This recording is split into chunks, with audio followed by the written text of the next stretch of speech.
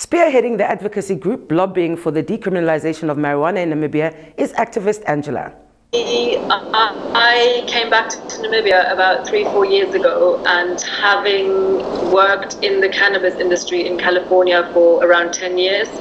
and also having spent a lot of time in places like Morocco in the Kitama Mountains, where the cannabis is grown and acceptable,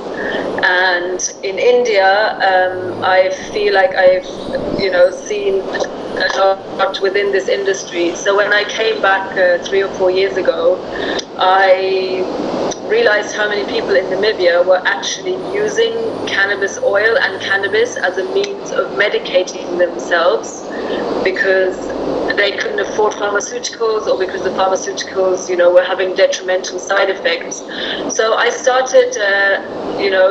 3-4 years ago, basically approaching ministries, within the government and trying to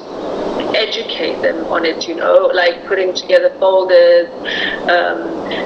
suggesting, we do pilot projects to show,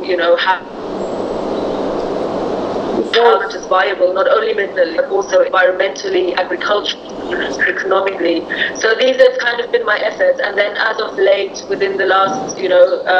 6 months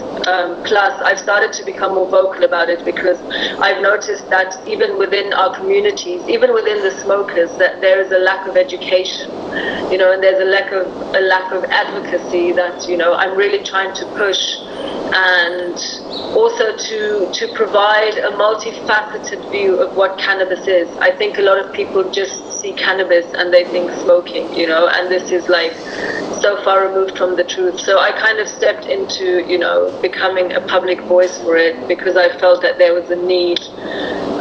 for the public to be educated.